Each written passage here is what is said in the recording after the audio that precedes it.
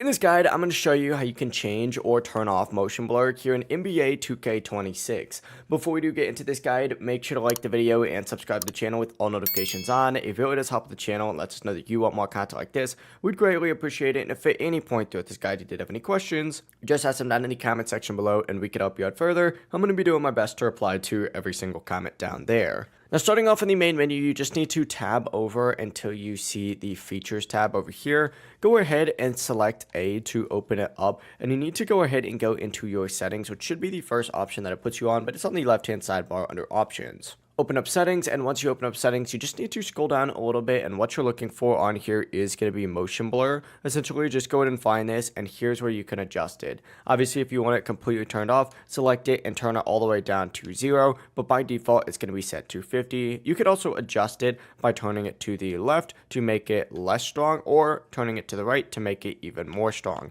It really is up to you. Make sure you adjust this to be whatever you would like.